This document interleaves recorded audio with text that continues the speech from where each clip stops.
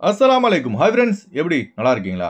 குவைத்தின் புதிய சட்டத்தால் சோகத்தில் மூழ்கிய வெளிநாட்டவர்கள் 32,000 வெளிநாட்டு பெண்கள் பாதிப்பு.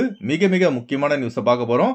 அடுத்து விமான விபத்தில் 179 பேர் பலியான சம்பவத்தில் அதிர்ச்சியூட்டும் பின்னணியை வெளியிட்ட டிஜிசிஏ. மிக மிக முக்கியமான நியூஸை பார்க்க போறோம். இப்படி பல முக்கியமான தகவல் இந்த வீடியோவில் இருக்கு. வீடியோ ஃபுல்லா பாருங்க. உங்க நண்பர்கள் அனைவருக்கும் கட்டாயமா இந்த வீடியோ ஷேர் செய்யுங்க. இப்போ வாங்க குவைத்துடைய மிக முக்கியமான நியூஸை பார்ப்போம். குவைத்திய ஆண்களை திருமணம் செய்த சுமார் 32,000 வெளிநாட்டு பெண்களின் குவைத் குடியுரிமை விரைவில் ரத்து செய்யப்பட உள்ளதாக அரசாங்க வட்டாரங்கள் தெரிவிக்கின்றன. குவைத் அரசின் 8வது பிரிவின் கீழ் இந்த 32,000 வெளிநாட்டு பெண்களின் குவைத் குடியுரிமை ரத்து செய்யப்படும் என துணை பிரதமர் மற்றும் உள்துறை அமைச்சருமான ஷேக் ஃபஹத் அல் யூசுப் அல் சபா அவர்கள் தெரிவித்துள்ளார்கள். அதுபோல போலி ஆதாரங்களை பயன்படுத்தி குவைத் குடியுரிமை பெற்றவர்கள் தாமாக முன்வந்து குற்றத்தை ஒப்புக்கொண்டால் சட்ட ரீதியான விளைவுகள் எதுவும் ஏற்படாது என்றும் துணை பிரதமர் அவர்கள் தெரிவித்துள்ளார்கள். இதெல்லாம் பார்க்கும்போது குவைத் அரசு என்ன சொல்ல வருதுன்னா, குவைத்திகளை தான் திருமணம் செய்ய வேண்டுமே தவிர மற்றவர்களை திருமணம் செய்யக்கூடாது. இதுதான் குவைத் அரசு மறைமுகமாக சொல்ல வருகிறது. அடுத்த தகவல், போன மாதம் சவுத் கொரியாவில் நிகழ்ந்த ஜிஜு விமான விபத்தில் 179 பேர் பரிதாபமாக மரணித்த தொடர்பான தகவலை சவுத் கொரியாவின் டிஜிசிஏ வெளியிட்டுள்ளது. விமானத்திலிருந்து எடுக்கப்பட்ட 2 பிளாக் பாக்ஸில் விமானம் விபத்துக்குள்ளாவதற்கு 4 நிமிடங்கள் முன்பு பிளாக் பாக்ஸ் பதிவு செய்வதை நிறுத்தியுள்ளதாக சவுத் கொரியாவுடைய போக்குவரத்து அமைச்சகம் தெரிவித்துள்ளது.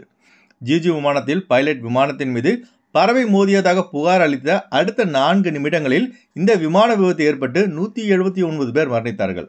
அதாவது கடைசி அந்த 4 நிமிடத்தில் தான் முக்கியமான கன்வர்சேஷன் எல்லாம் பதிவாகி இருக்கும்.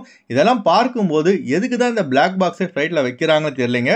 சவுத் கொரியாவின் director general of civil aviation வெளியிட்ட இந்த அறிவிப்பு பார்த்தீங்கன்னா நம்புற மாதிரி இல்லை என்பதே பலரது கருத்தாகவே உள்ளது.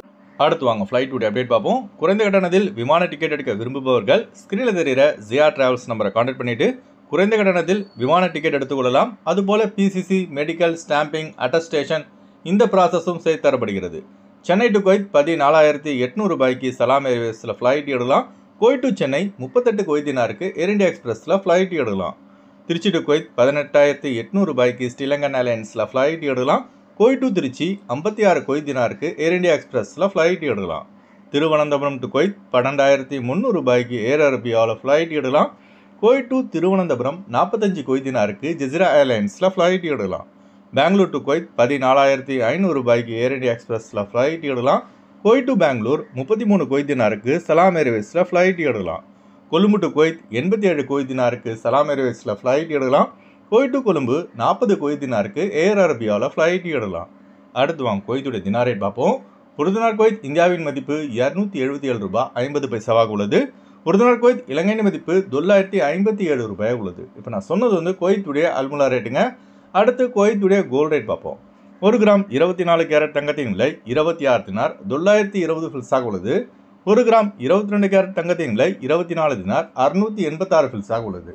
ஓகே ஃப்ரெண்ட்ஸ், இந்த வீடியோ அதிகமாக ஷேர் செய்யுங்க. இந்த வீடியோ சம்மந்தமாக நீங்கள் என்ன நினைக்கிறீங்கன்னு மறக்காமல் கமெண்ட் பாக்ஸில் பதிவு செய்யுங்க.